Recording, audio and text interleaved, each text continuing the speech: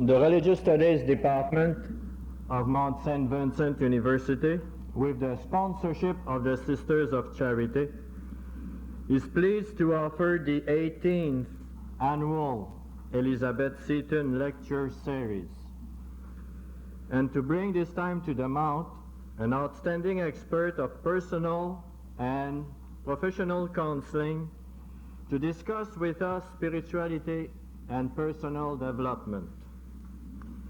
Before I introduce our speaker, I'd like to continue our custom of recalling at the opening session the origin and purpose of the Elizabeth Seton Lecture Series.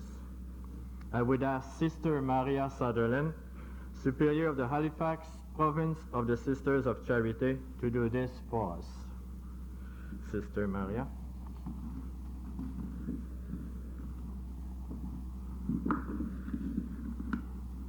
As Jacques was speaking, I realized I have the very same two words in my second sentence.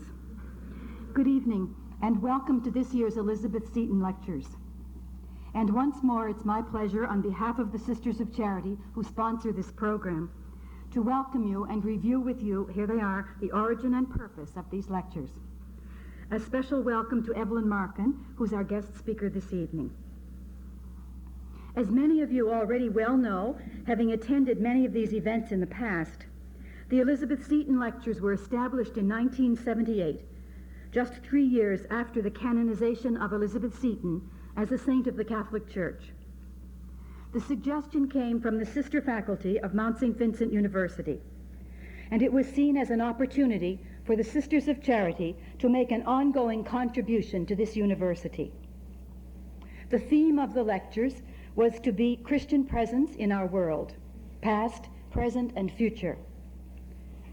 And so their purpose is to bring to this campus and the surrounding community outstanding expressions of Christian thought and life.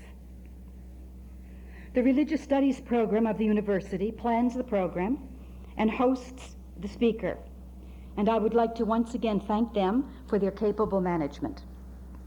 Over the years, we have certainly heard some outstanding speakers, and I'm sure this evening will be no exception. The lectures are named for St. Elizabeth Ann Seton, the woman who founded the Sisters of Charity in North America. And it has become customary that this introduction includes some brief notes about her life. Since our topic this year speaks of spirituality and personal development, and since this is the 20th anniversary of Mother Seton's canonization, I decided to speak of her holiness, which isn't very different from her wholeness. What is it to be holy, to be a saint? Elizabeth lived only 46 years. Some of us have already lived longer than that. What did she do with her years that makes her a saint? Basically, she loved and expressed that love in her life. That's essentially what holiness is all about. Loving the Lord your God with your whole heart and soul and mind and strength, and your neighbor as yourself. And I believe that's the sign of wholeness too, to be able to love yourself and other people, to be able to reach out, to want to matter, to make a difference. Elizabeth Seton was an ordinary woman. She lived as a daughter, a sister, a wife, a mother, a friend, a religious. And in all these situations, she found the opportunity for loving. She grew mature through the same life crises that we all live, sometimes with great pain and anguish, sometimes with great joy. She found the courage to open herself to each new phase of her life. When her mother died and she was only 3 years old, when her father remarried, when she had to move from relative to relative because of family difficulties, when she married William Seton and became the mother of 5 children, when her father died, when her husband became ill and died, when she lost all her material wealth, when she made the decision to join the Catholic Church and was disowned by her relatives, when she left New York to go to Baltimore to open a school, when she struggled to let her sons live their own lives and make choices she didn't want for them, when she sat at the deathbeds of 2 of her daughters still in their teens, and of many of the young women who joined her in the little community of sisters she established. Elizabeth's choices in all these ordinary situations shaped her character. It was in and through them that she became holy and whole. Do you think she always accepted these things sweetly, with her head bowed and praise of God in her heart? Sometimes that's the picture we carry of a saint. No, indeed.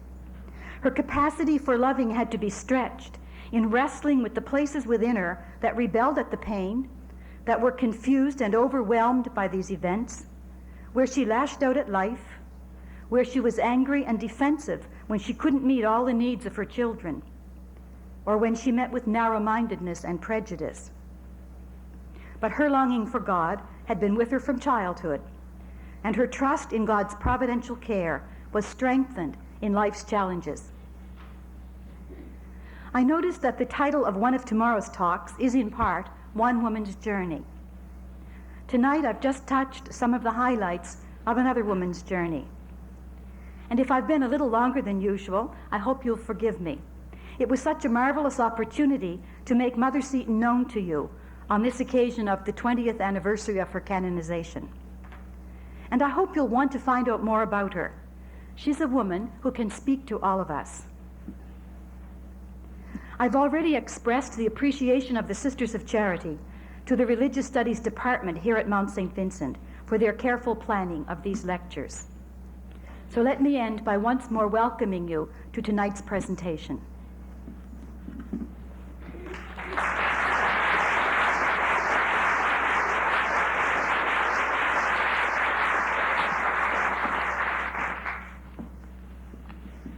Thank you, Sister Maria.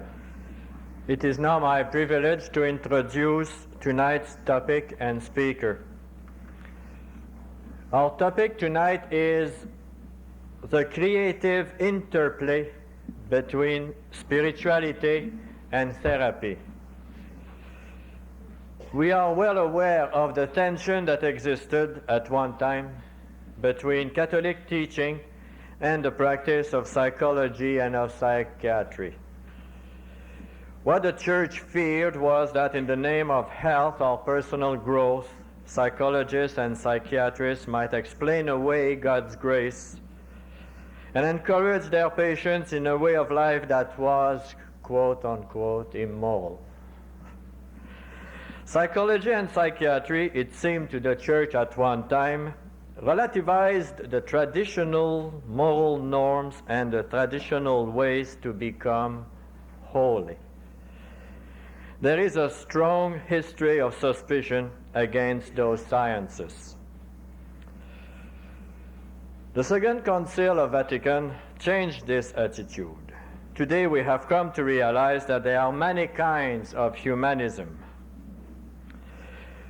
Interpreting the creative interplay between spirituality and therapy demands a most extraordinary discipline of human thought, one that is penetrating without being impenetrable, humanly sensitive without being morally compromising, historically realistic without falling into historicism, instructed by other sciences without being controlled by them, informed by tradition without being enslaved by it. Fortunately, our present speaker, Evelyn Marcon, has proven herself to be of such a mind and spirit. Supervisor, counselor, and educator at Inter-Faith Pastoral Counselling Centre, Kitchener, Ontario. She holds degrees in spirituality and in pastoral counseling.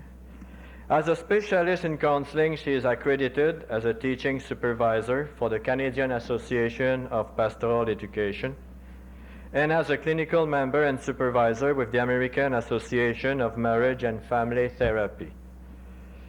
Professor Marcon has extensive experience in the field of education, parish work, and spiritual formation. She has been active and is active in adult education, ministry formation, and retreats as co-founder and co-director of programs with the Renewal Center for Spiritual and Human Development. She facilitates personal and spiritual development sessions and group process activities. In her current position, she is concerned with group process skills, rituals, and programs on addiction and abuse.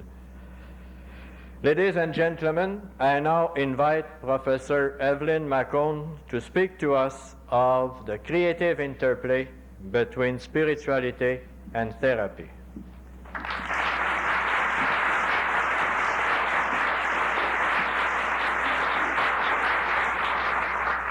Thank you.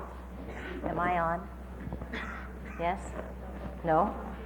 Yes, now. I have to keep my head down.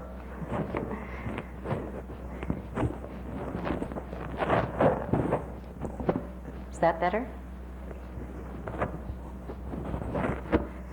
How about that? Can you hear me in the back? No? How about that? That's better? It's getting better now? Oh, good. I can't put it any higher. Thank you, Jacques, for your comments. And I want to say that I'm very touched by the story of Mother Seton, and particularly the fact that we can celebrate the story, the lived human document of a woman who followed her inner yearning. So I really appreciate that. I also want to say that I'm nervous. And when anyone uses the word expert, that really makes me nervous. I don't feel like one. What I do feel like is someone who is struggling and reflecting on her own human experience and trying to make some sense of that in a way that is holistic and very relational. And so with that kind of disposition, I would like to share some comments with you tonight. Our topic is the creative interplay. I've been teaching for a long time, so you'll have to excuse me with this. A part in teaching, what I've learned is that students and people get things in different ways, and so I'm myself a very visual person, and words are not enough for me at times, so I need to see it and sense it in order to know it. And I'm sure that there are people like myself in the audience. I'd like to begin this evening with a story. And it's a story that I read a number of years ago when I started to do some work in rituals. Rituals and ceremony have always been part of my growing up years, and when it hit the therapeutic world, I was really pleased about that. And so when I was doing some reading and studying about it, particularly the use of metaphor, I came across this story, and I've been holding on to it since then. In Doris Lessing's story, Out of the Fountain, Ephraim, a master diamond cutter, is summoned by a wealthy merchant to cut a diamond for the merchant's daughter, Miriam. When the job is completed, the merchant invites Ephraim to join his family for dinner. At dinner, Miriam sits by her fiancé's side, wearing a string of costume pearls, as is the fad of the time. The diamond cutter is struck by her beauty and grace and dismayed by the costume pearls. Twice he asks, with a roughness in his voice, "Why are you wearing that?" After the dinner, Ephraim spends days searching for the single perfect pearl. When he found it, he returned to the merchant's home, and after a second dinner, presented the daughter with the pearl, saying once again in a harsh voice that she shouldn't wear false pearls. Soon after the dinner, The daughter breaks her engagement against her parents' wishes. She marries a revolutionary with no money, whom she considers a hero. Ephraim and Miriam do not meet for many, many years. They both have survived the war, but Miriam's hero and her first child have died. She is pregnant with the second child during her husband's final leave, and presently living with an aunt of her husband, and with no resources at all but her pride.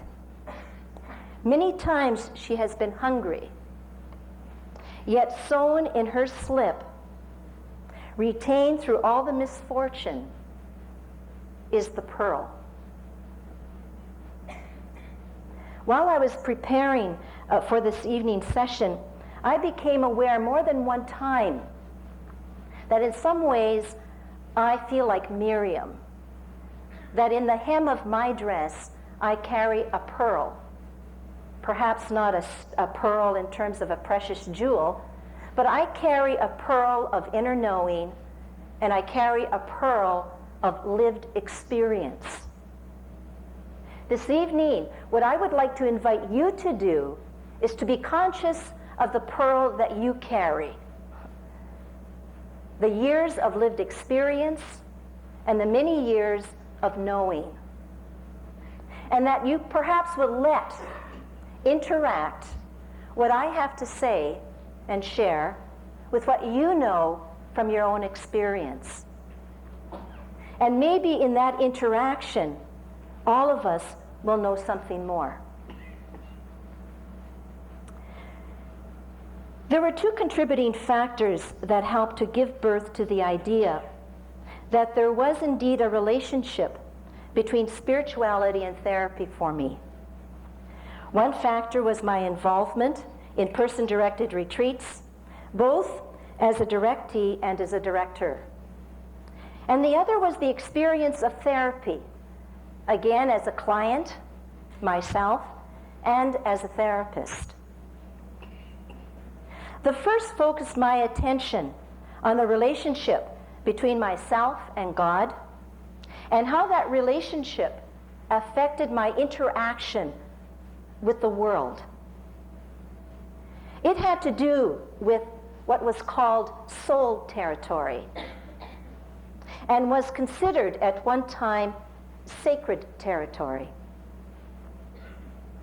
Therapy focused on the understanding the dynamics of the psyche, that inner geography of oneself.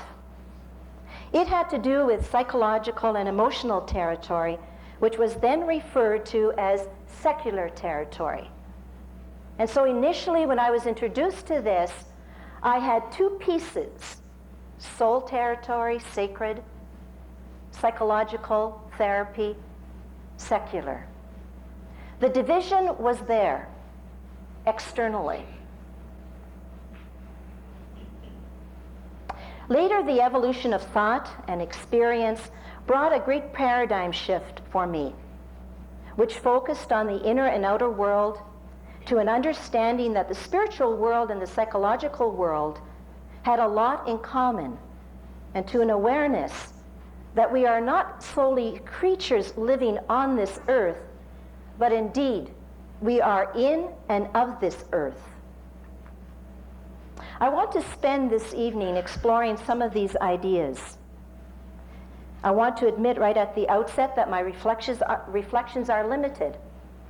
Limited by my context. I am a white, North American, middle-class woman. I'm from a Christian background, Catholic. And it's also limited by my experience, my personal interests, my studies, and my environment. So I want to put that there as a limitation that I bring. It's a limitation, and at the same time, it's not. I like to begin with parts what I call my beginning stages. I was introduced to person-directed retreats in the mid-70s, and I still remember the fear and deep sense of inadequacy I felt reading and pondering scriptures, the incompetence that I experienced trying to describe the relationship between God and myself, and trying to identify those feelings and those thoughts that occurred during prayer time. Meditation and contemplation, two forms of prayer, increase my desire to understand the theology of the Word and the dynamics of prayer. Both of these were unfamiliar for me at that time. This experience required a trust in self, in the gift of the imagination, in the understanding of the inner movements, quote unquote, of the Spirit. Finding interior freedom and learning the process of discernment were all foreign concepts for me. And yet, there was a deep, deep attraction. As I moved more deeply into the process, I became aware of feelings and thoughts that reflected a very negative self-concept of myself. This negative self-perception impacted in how I presented myself in relationship. It impacted on how I presented myself in prayer, and also impacted on how I conceived and perceived my relationship with my God. This was perhaps the first clue for me that spirituality and psychology were deeply related.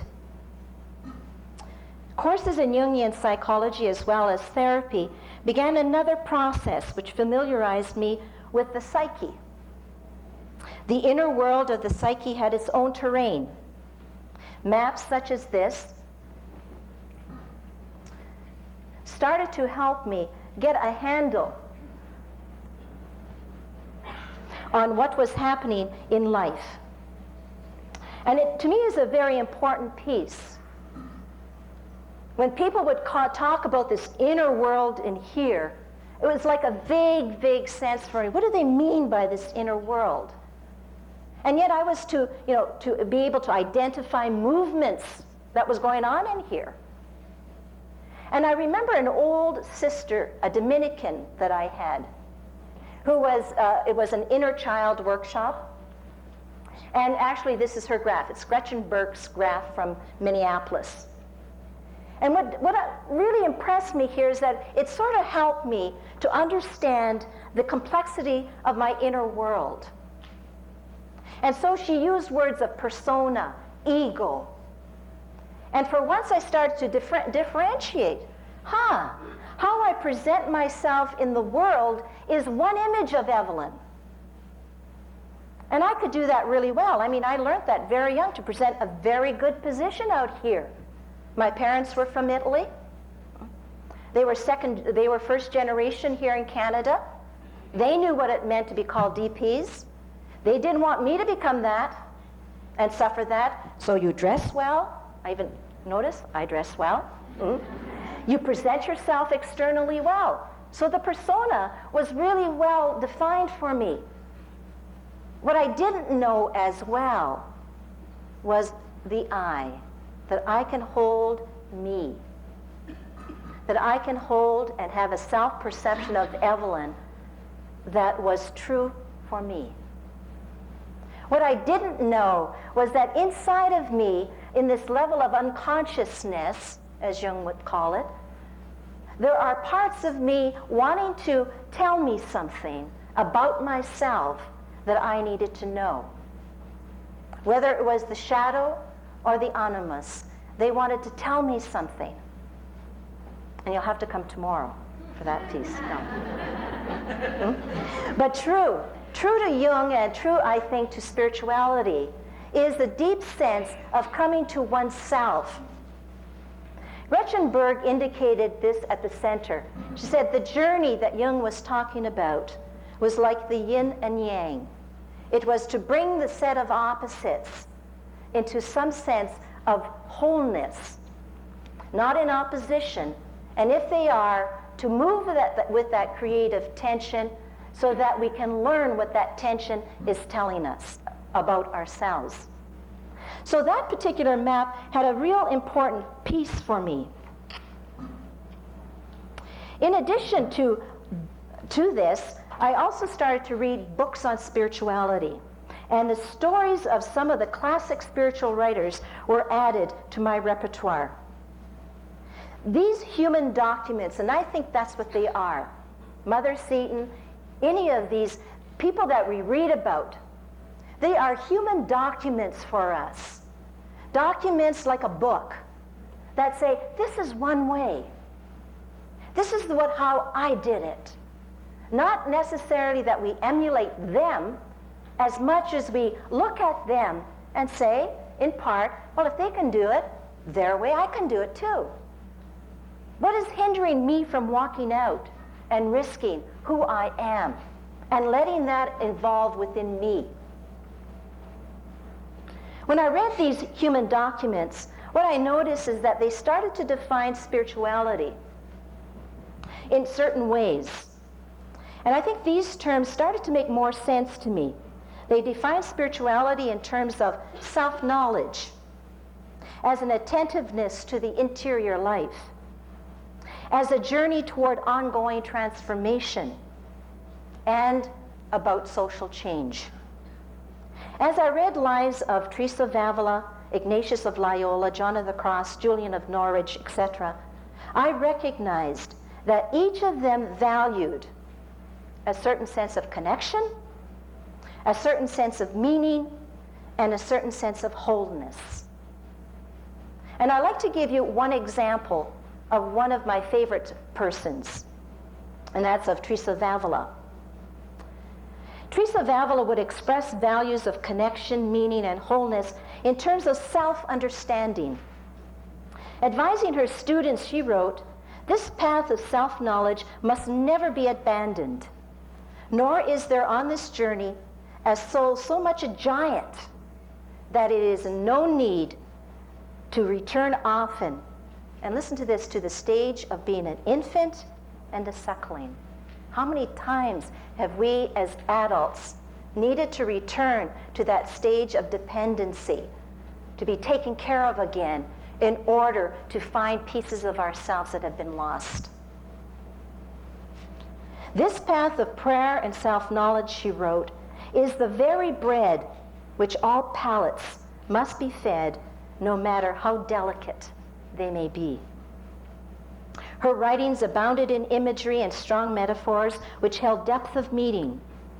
This path of self-knowledge was to bring individuals back to their true selves and to a new understanding of their relationship with God and others that highlighted dispositions of trust, of paradoxical interplays between dependency and independency, of being child and adult. The journey of the soul was from the outer environment, in her words, of a castle, to its center where the king lived. Culture formed her language, and language formed her spirituality.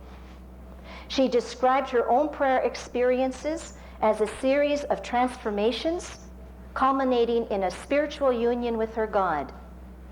And she encouraged the reader to do the same for themselves.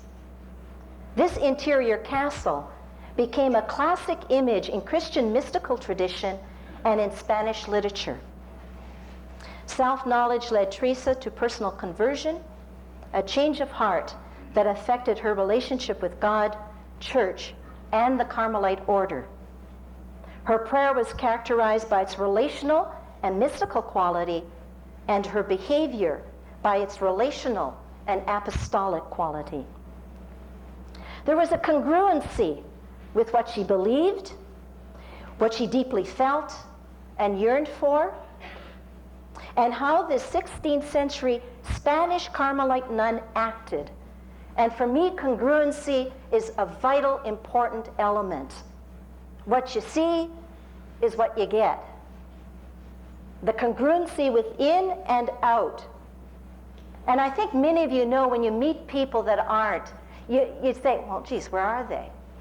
Something doesn't fit here. I mean, I was talking to them, but... So congruency. And I think that's an important element when we talk about both spirituality and therapy. Theresa was an observer of human interiority, a keen discerner of interior movements, a mystic, a leader of reform in the Carmelite community, and later, to the chagrin in the Catholic Church, a doctor. Took them a long time. Her story toward interiority is still alive today and has led to another great work done by Jack Welch, a Carmelite. And the book is entitled Spiritual Pilgrims, Carl Jung and Theresa Vavila. This book explored the remarkably similar understanding of symbols in the works of Carl Jung and Theresa. Jung's depth psychology reflected upon contemporary experience, while Theresa's interior castle on the life of prayer. The author's own belief that God calls us all into fullness of life and personhood precipitated his choice of Jung and Theresa. Let me give you a little example of what he was referring to. For Jung, a big part of his theory and understanding was the individuation process. And that was very central for Jung. That we enter into this individuation process meant that we were saying yes to becoming our true selves. What Jung uncovered was that for him there were 4 stages, not to run linearly. We may go back and forth, and back and forth all our lifetime in this, but he named 4 stages. One was really unmasking or unveiling the persona. In other words, to realize that I'm more than this. I'm more than Evelyn who is out here performing, or Evelyn who is giving this lecture, or Evelyn who is doing, I'm more than that. I'm more than this external. His second level was that if I want to know what I'm more of, then I need to confront my shadow. And for Jung, the shadow was, for myself, would be the feminine. For men, it would be the masculine. But I need to face myself. I need to face the feminine within me and see what parts of that need healing, need redemption, need to be unfolded more. And his third stage was relating to the opposite. For me, it would be that masculine part of myself. And to integrate those energies, both those energies, in such a way that I come to a better understanding of who I am. That was Jung's main point in the individuation process. Years ago, I composed this map. It's not done. One of the things I find really hard is to work computers. And so I still rely. So this is homemade. I couldn't even begin to fathom how to do circles on the computer. I know I could do it, but I'm not there yet. But when I was studying this and teaching a course on the inward journey, using Jung and Theresa, what I realized is that her dimensions were 7. She had 7 levels, as it were. In order to have this union, which was uppermost in her mind, is that we would move through these stages. And she had a beautiful metaphor that entering these stages was like entering into a cocoon. And if you look at the image, you notice that in the cocoon, there's not much light. There's darkness there. And in the cocoon, you are relying on what's in there for you to come to birth. And so the metaphor for her of entering into the cocoon, allowing oneself to be that vulnerable, allowing oneself to face the fears that are there, allowing oneself to come into this conversion stage was a real important step. Demands a lot of trust. And then she says, if we stay in the cocoon and work with what is being done there, if we collaborate with it, the transformation will be most beautiful. and what you will see is a beautiful butterfly. That you will come as a person to fullness, and you will be a beautiful butterfly. Her stages are remarkable in terms of similarity. It's a journey, it's a meeting of our dark side, it's a giving over of what is familiar, and it's allowing oneself to be vulnerable and then allowing new birth to occur. Both of them focused on the attention to the inward stuff, to the movements within us, and to the whole element of the unconscious. I also remember a long time ago being told that Francis was not a Franciscan. And I was appalled. I thought, yes, Francis was a Franciscan. He organized the whole deal. But there was a point here. He was Francis. He was a person struggling to make sense of his life and struggling to establish a way of being in this world. It was only later when others found his way, of life attractive and meaningful that the Franciscan Rule was developed. Franciscan, Carmelite, Sisters of Charity, or any spirituality emanates from within and flows outward in relationship with the community and the earth. How others pick that up and try to integrate its spirit does depend on that person's ability to grapple with his or her own inner demons, their legacy, their myths, their perceptions that they have grown up with. It's not magical. It's not learning the rule. It's not putting on somebody else's garb. It's learning from that human document and moving from there. I'd like to pause here and show you a video.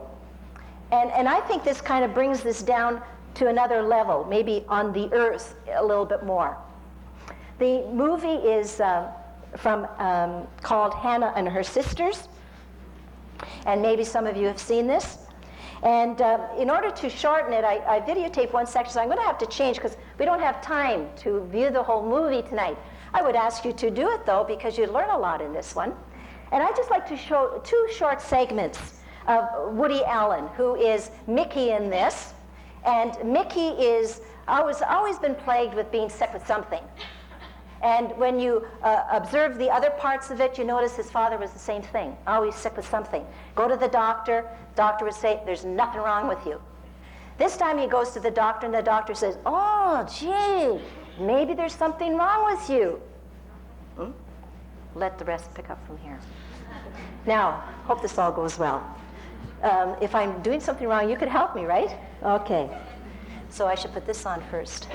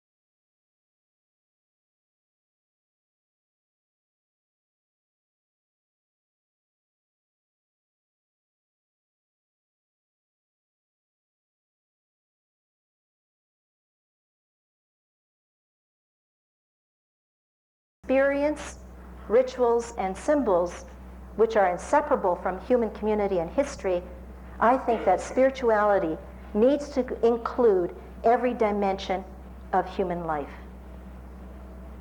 Recently, I read a book called the Handbook for Spiritual Directors, and there was one article written by Gillespie, which I thought was really important. And in that particular article, and I want to quote him, he states, "I consider spiritual direction a discipline which is situated between pastoral theology on one hand and psychology on the other hand."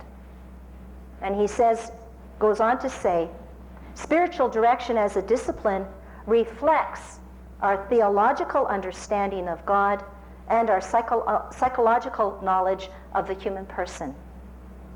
One important dimension to the blending of these two pastoral disciplines is the notion suggested by the theologian Karl Rahner that grace involves the communication of God's very self to the individual." Thomas Moore, in his best-selling book of 1992, Care of the Soul, goes one step further, and I highlight it there. He states, "This is a new paradigm that suggests the end of psychology as we have known it altogether, because it is essentially modern, secular, and ego-centered. The focus on symptoms and on self-understanding are, for Moore, a mere stopgap. It is the soul that demands care, not the ego. Self-understanding is valuable when placed into the service of the soul, and love, among other things, is more fulfilling than understanding. Moore claims a spiritual life of some kind is absolutely necessary for psychological health. The care of the soul is what develops the spiritual life." He relies on the tradition which teaches that the soul lies midway between understanding and unconsciousness, and that its instrument is neither the mind nor the body, but imagination. He understands therapy as nothing more than bringing imagination to areas that are devoid of it. That's a big shift. And it's interesting, Thomas Moore is a Jungian analyst as well. He was a monk for 15 years. So he comes from a big tradition. And when I read in his book how he juggled those two things in such an ease that there was a flow, I start to think that, gee, my work as a therapist is for the soul. That my business in my life is about the care of the soul. It means nurturing soul life. That puts a different emphasis on therapy for me, put a different emphasis on how I was to live. Soul care may be as simple as what I've been appreciating through Diane, your beautiful province. Going to the ovens, seeing the caves, entering into the caves, hearing the sound just loudly in one of them called the cannons, I think, and wondering, what is it here that can feed me that is your history? Not mine. It's your history. What in those caves can give me life? And standing there and feeling the water and listening to the sounds, there is a nourishment beyond words. Beyond words. That's what he's talking about. At the 1994 annual AMFT conference, Forging Our Future, The Challenge of Change, 3 authors presented a practical paper on integrating spirituality and religion into family therapy. And those of you that are in the therapy world, you know that this is a little bit of a shift, where there is a consciousness by a whole organization to look at the questions that may assist our therapy and that tend to move the client to an understanding of their own religious and spiritual background. And I just want to share with you some of the questions that were asked, that were shared, and that I have used myself with my clients. Whoops, need to straighten that out a little bit, I think if you look at some of those questions and let them sink for you, that if you were given those questions, how would you answer them? You don't have to share them here. It's not for that type of purpose. But it's more to get a handle on what has been the gift of your past, how you have integrated for yourself what you heard and what came in to you, like standing in those caves, just letting things move. I'll read them to you. What role does religion or spirituality play in your life?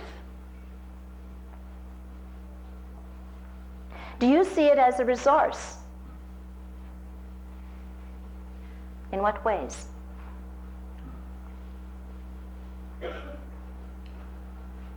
Are there any religious rituals or practices that might be especially helpful to you in your current situation? What do you rely on when there's a critical event?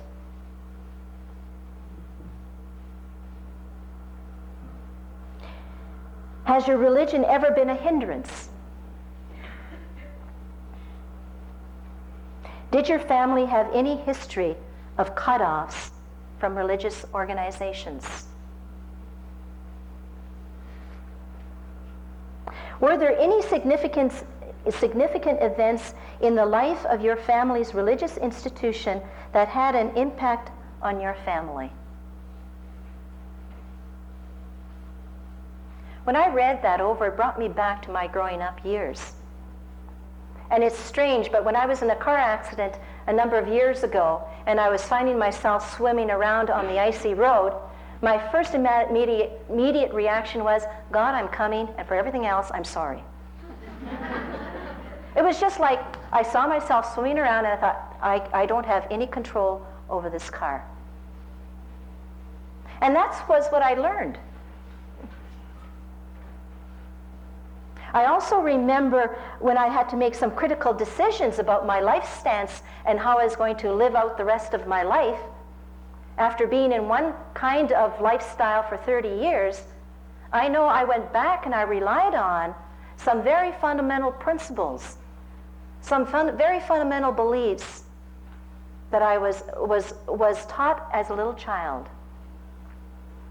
And so sometimes I find myself on my knees. Sometimes I find myself looking out, as I did today, into the beautiful forest and asking the change that's going on around me, the change in the leaves, to teach me about change. But I move back. And I also know that there are some things that I learned that were not very good for me. And letting them go was really hard because I felt like I was being disloyal to the Marcon family. I thought my mother would turn over in her grave. And I remember one time going back to Thunder Bay, going to the cemetery with a rose and saying to my mom, you know, I have to do this. And leaving the rose there. Today I know that much of that was not her problem. She lived and believed what she lived and what she believed. And it's up to me as an adult to see, to know, and to grapple with. There's another few questions that I ask you just to ponder for yourselves. These are more personal in terms of your own stance.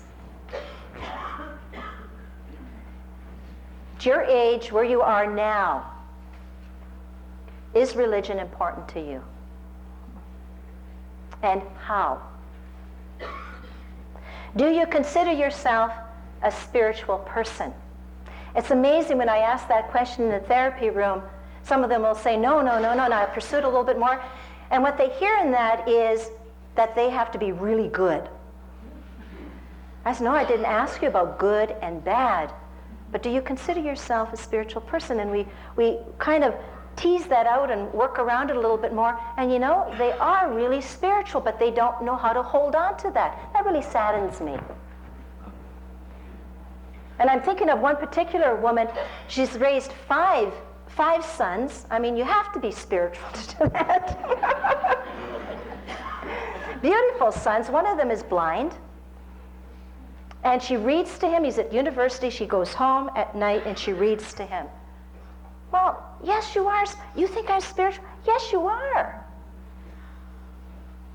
Now tell me what you believe. And when you're in a crisis, what do? Well, she tells me what she does. And then she says, do you think that's stupid? And I say, no, it's not stupid. Do you find comfort in prayer or meditation? And would you like to?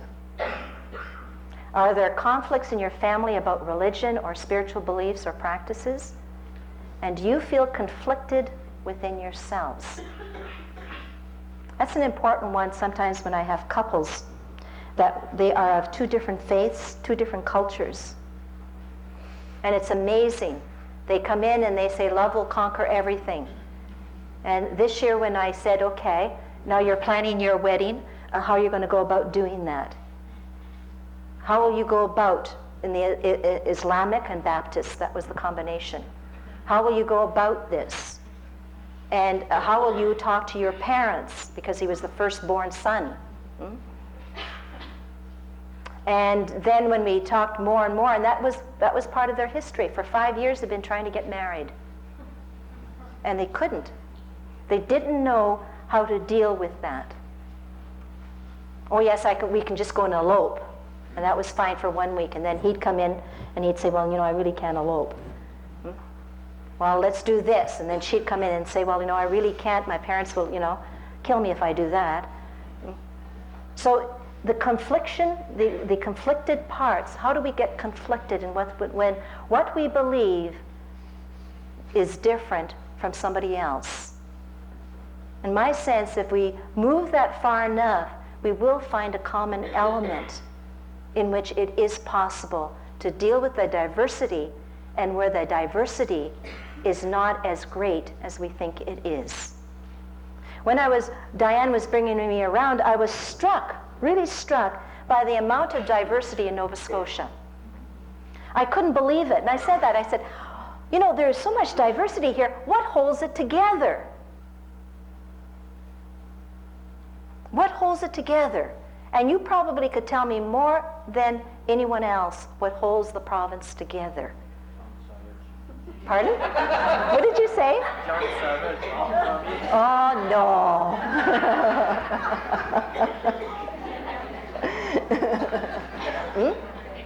But if you think about that, because there is a coherence here in Nova Scotia.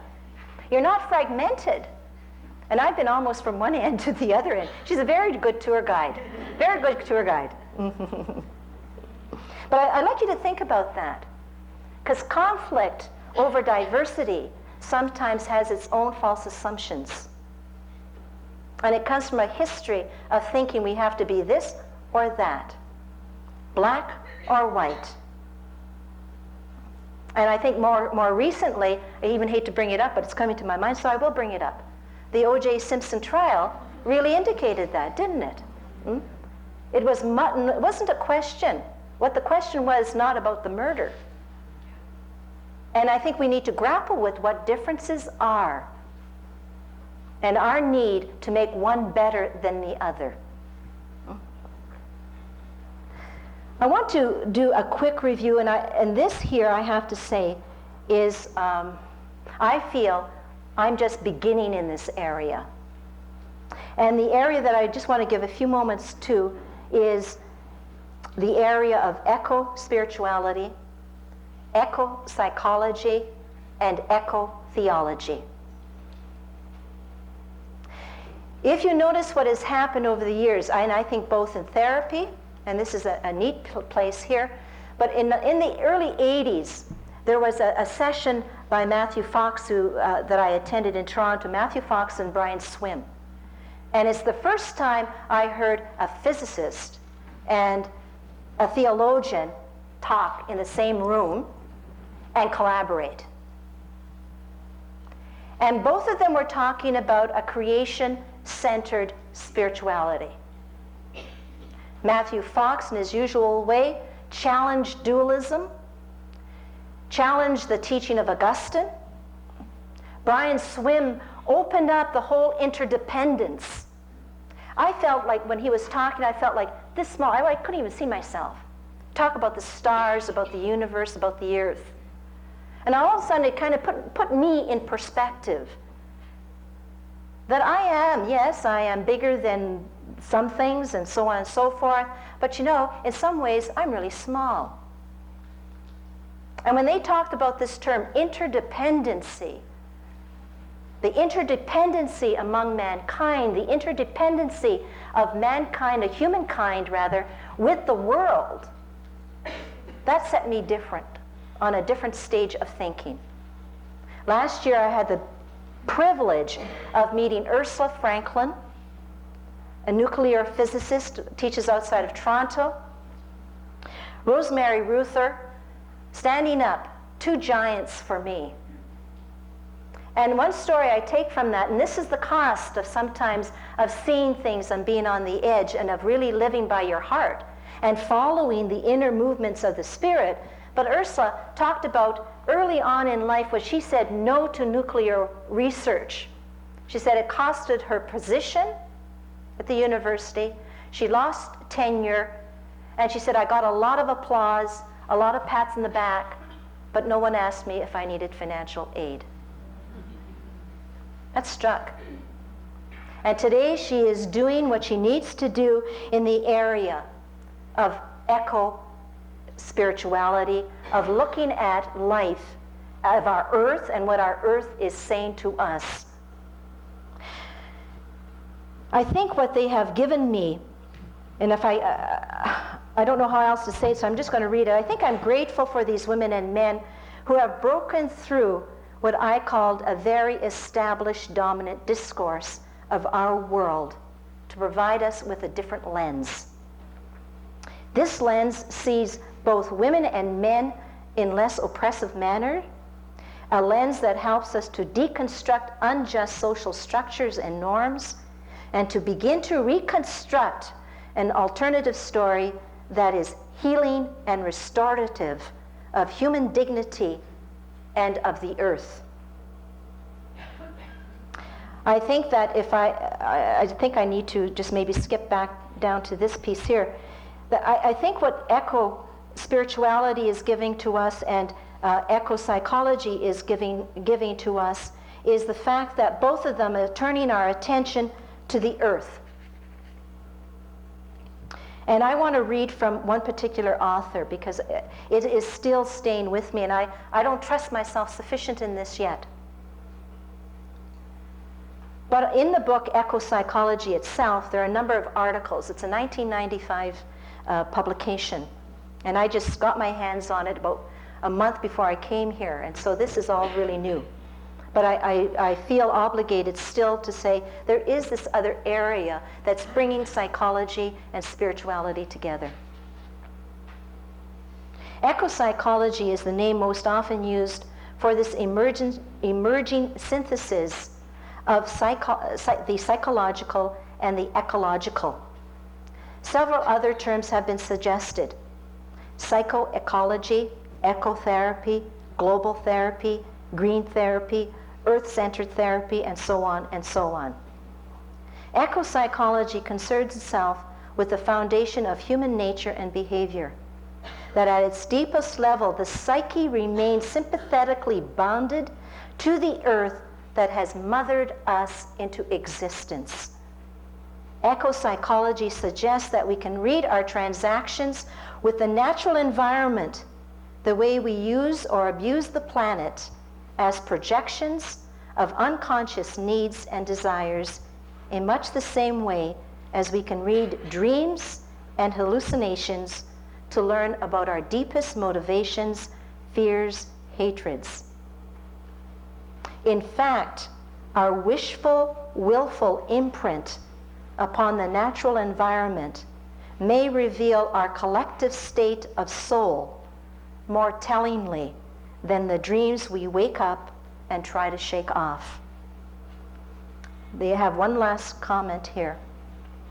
Precisely because we have acquired the power to work our will upon the environment, the planet has become like a blank psychiatric screen on which the neurotic unconscious projects its fantasies. Toxic waste, the depletion of resources, the annihilation of our fellow species, all of these speak to us if we would hear of our deep self. Our ecological fears announce that things are where the soul now claims psychological attention. That's a powerful piece there. And our relationship to the earth is as important as our relationship to our fellow citizens. Our relationship to the world is as important as is our relationship to our next door neighbor. And I think when we talk about spirituality and therapy, they do go hand in hand, because both of them are at the service of the soul. I want to end up with a story. And this story was given to me by a Somali woman from New Zealand. And this woman, I hope I can do the story justice, because she told it with the spirit of her people in mind. She told it with a sense of her own culture. And she told it with the deepest respect. And I hope I can honor Kiwi in the way I tell it. I know she will be honored that I share it. There were 3 people on the shore, and it was a beautiful, beautiful day. And they were looking out into the ocean and to the sea, and they thought, let's take our boat out, and let's just enjoy the water. So the people took their boat out, and they rowed, and they rowed, and they enjoyed, and they enjoyed. The day grew, and then the water became rough. You people know this more than I. The water became very rough with its waves, and the waves became very, very high. And water started to get into the boat, and they were afraid for the first time that day that they were going to lose their lives. And they tried to get the water out of the boat. And while all this was occurring on the water, there were some people on the shore that saw this, and they heard them, and they saw them working, and they were wondering, what can they do to get those people in the boat back to safety? And while that was occurring, there was a person on top of the mountain, and the person on the top of the mountain saw the people on the shore looking out onto the ocean and saw them wondering, what is it that they can do? And at the same time that that was occurring, there was someone on the other side of the mountain who saw the person on top of the mountain and thought, my, they must be really enjoying the sun. And at the same time as that was occurring, there was a plane coming over. And the people in the plane saw the people at the back of the mountain, and saw the people on top of the mountain, and saw the people at the shore, and saw the people in the boat struggling to keep their lives. And at the same time, they saw the reef. And they thought, how could we fix that? She told us that story, and then she asked us a very pertinent question. As therapists, where do we find ourselves? As people living in this world, where do we find ourselves? I pondered that question that day and struggled with it, because I know that sometimes I want to go behind the mountain. I'm tired of looking at the boat. And sometimes I like to be up in the plane and analyze the situation and look at the real problem, which is the reef, not the smallness of the boat necessarily, not the time of the day. But I found myself really struggling with that question, and I still struggle with it today. She came from New Zealand, and where she does therapy, they call it justice. Justice and therapy. And central for their therapy is spirituality. And in fact, that day, every day of the workshop, they would say, just very simply, we're doing spirituality now. Who wants to come up here and tell us something? I mean, all of us in the audience just kind of looked at them. What the hell? No introduction here, you know? And then slowly, people came up and said from their heart, this is what I want to share. I was dumbfounded. Where do you find yourself? Where do you find yourself being called to? And how do you integrate for yourself your own spirituality, the history that has been given to you, and your own understanding of human development, human behavior? I think that's all I need to say.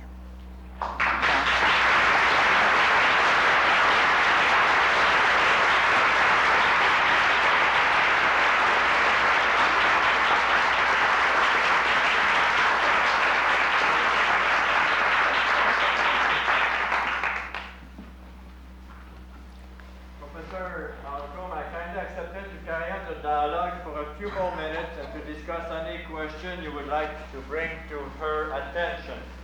And please make an effort to come to the mic so you'll be properly heard and recorded for posterity.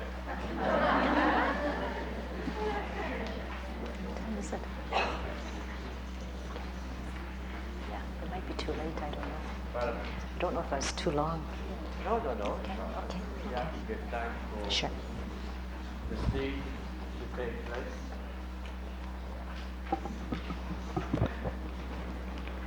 I dare to ask, Yes. could you define spirituality? The definition I think that I've come to is that spirituality is a way of living, and what I bring to that way of living are beliefs about self, other, and God. And in my work, I've come to know that God has various dimensions and various faces. And I'm very privileged in my line of work to work with people from China and from other major religions.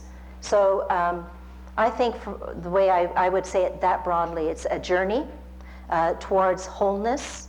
It's a journey towards oneself and one's relationship with others, and how they stand in this world in relationship to the other, however that is defined. I know it's general, and I wouldn't want to make it any smaller.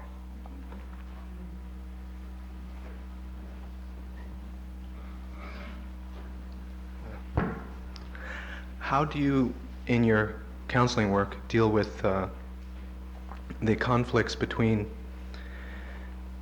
spiritual selfless giving and the idea of codependency? Oh, yes. I did a lot of work in addictions, first of all, so I can understand the codependency bit. One of the things that I find really important in terms of self-giving, the term I like to use with clients that I find really helpful, and it's a word that I've used with myself, is how can I become responsible for me? And if I look at responsibility, self-responsibility, a lot of people are good at being responsible for others, and so I talk about a responsibility towards oneself. And that I think opens up a different focus, and it changes it from that focus outside, external to me, to much more of a focus within here.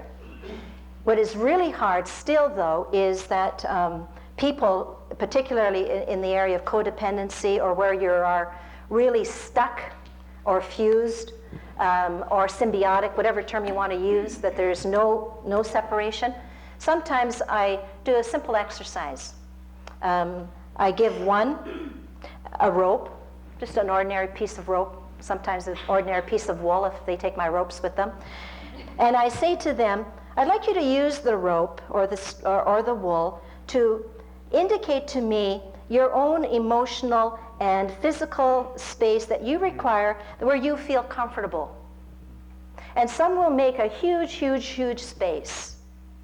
And if it's a couple, I have the other person do it, and they draw out, really what they're mapping out for me is their own emotional space, aren't they?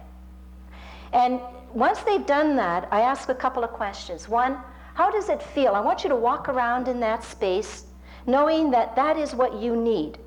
How do you feel in that? How do you feel doing that? Feel comfortable, whatever. And to the other person, then I ask them to go to another step.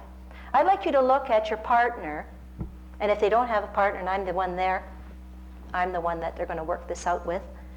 And I want you to ask two questions. One question, rather. And I'm going to give you two different answers. And the question is, may I come into your space? And I'm going to answer yes. And then I'm going to ask you to ask the same question, and I'm going to answer no.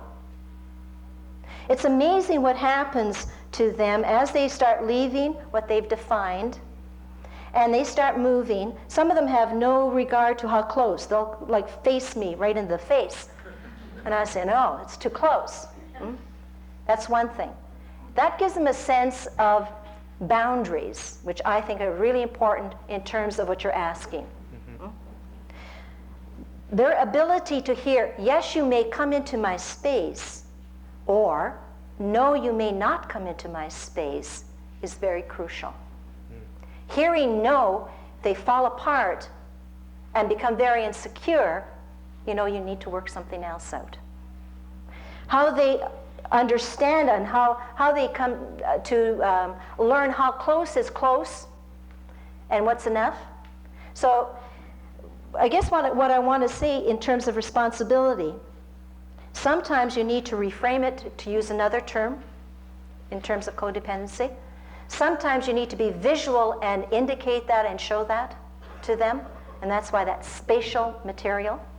And in all of that, the emphasis is on self, what's happening? What's happening here, not what's happening there. Don't know if that is helpful. Yeah, that's great. Can I continue with this Sure. a little bit? In terms of the selfless giving of the saints, say, Yes. and that kind of thing, and you see in the stories, Yes. it's so close to what people conceive that they're doing. And yet, do you conceive of it as a developmental thing? Because that's how I look at it a lot too, and I like your idea of responsibility, Yes. helping people to see that they are one of the people that they Precisely. need to be responsible for, and that they need to feel Yeah, take care that's of. a nice way of doing it developmentally. Yeah, because that's how it, Yes. that you need to take care of yourself first, Yes. and then you can reach out and be selfless. Only after you've really taken care of yourself completely. Yeah. Yeah, I like presenting it that way, that it's, oftentimes I say it's like juggling two balls. And if you're only going to juggle this one all the time and give attention to this one, it's not going to work. Yeah. And so give them some image along with that. I like it, the way you're doing it.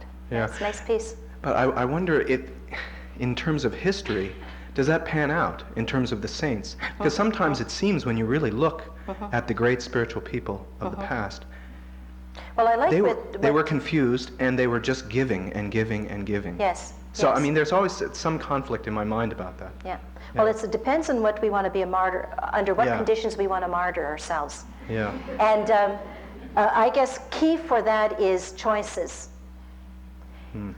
There's a real important discernment skill that I mean, 45 minutes I had to pick and choose. But one of the most important discernment skills is being able to look at what is before me and look at saying yes to it and no to it. And when I'm able to say yes to this, what is underneath that yes? And if I say no to this, where is that coming from? And when we can hold both of them and look at both of them at equal stance, then the choice is different.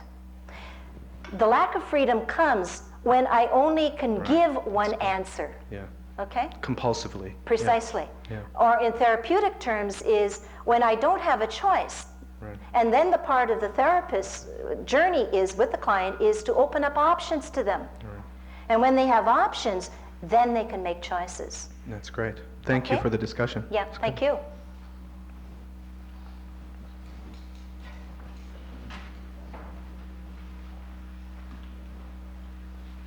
I would now like to invite Dr. Diane Hetherington, herself an excellent counselor and educator in her own right, and a member of the Breakthrough Counselling Services in Halifax, to thank Evelyn Marcon for us.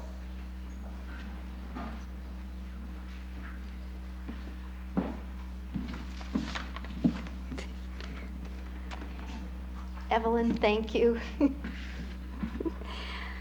I don't wear bifocals yet, so it's really hard to read. I'll have to do this and look older than I am. I'm going to tell you all a short story in thanking Evelyn. 4 years ago, when I was home briefly from school in Ontario, I was asked if I had met anyone whom I considered should be invited to deliver the Elizabeth Seton lectures. I did not hesitate to suggest Evelyn Marcon, who had been my clinical supervisor at Inter-Faith in Kitchener. Evelyn, however, with characteristic humility, did hesitate, thinking she did not have the necessary qualities for such an endeavor. I replied to her, "I know quality when I see it." I'm so glad we persisted, for the qualities I observed in her during my practicum experience are the very ones she has shown us tonight, and as she noted, are those that are essential for the doing of therapy and spiritual direction. I remember in 1990 being impressed not only with Evelyn's therapeutic and supervisory skills and razor-sharp intuition, which she used on me quite frequently, but even more with the more ineffable qualities of compassion, spiritual depth, and integrity or congruency, as she put it tonight, that she conveyed. And there was one other quality I observed at the time, and certainly felt, but I could not quite define. Then one day, when two of us students were comparing notes about our respective supervisors, students do that a lot, I mentioned that my supervisor was Evelyn, and I was learning a lot from her. I said, "There's something about her I cannot quite find a word for." He replied, "I think the word is grace. She has such grace. You're so lucky she's your supervisor, you're going to have a great year." And indeed I did. Often, Evelyn, I wanted to borrow the pearl in your skirt. And what you helped me discover, and I think everyone was invited to discover tonight, was to discover the pearl in our own skirts or trousers or whatever we have on. Concerning the quality of grace, Evelyn talked about that tonight, quoting Karl Rahner. Grace involves the communication of God's very self to the self of the individual. I would say that Evelyn has shown grace in communicating herself to us tonight. I should like to comment on one other point Evelyn made tonight that I've learned from watching her work when I was there in 1990-91 and now again tonight, that therapy should be concerned with the care of the soul. And as she said, quoting Thomas Moore, the end of psychology has been essentially modern, secular, ego-centered. The focus on symptoms, on self-understanding are stopgaps. It's the soul that demands care, not the ego. As a therapist schooled in the current brief therapy methods, these words have helped remind me that brief therapy should and can involve soul work. And as you said tonight, Evelyn, much of that is beyond words.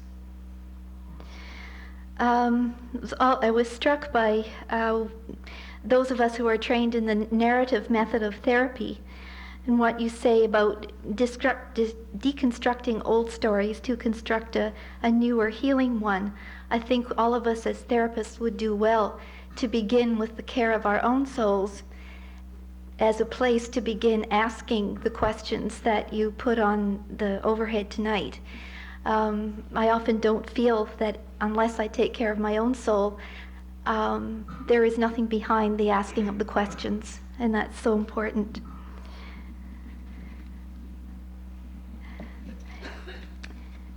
As Evelyn so richly exemplifies in her own life and work, in order for us to be truly available for such work for people who come to us for help, as I said before, we must tend our own souls.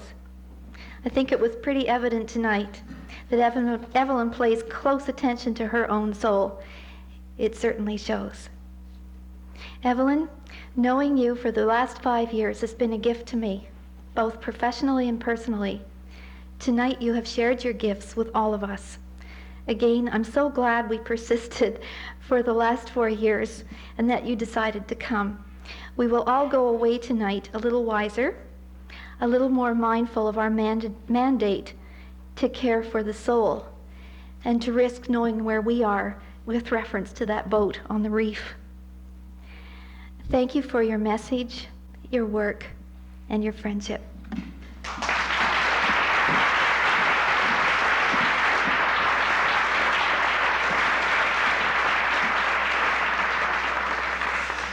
The word soul has been used often this evening. Don't panic about it. Our body is the visibility of our soul. And the soul is the invisibility of our body. It's one reality, namely you, me. Before we part, you're all invited to come back tomorrow morning at 10 o'clock and tomorrow afternoon at 2 o'clock for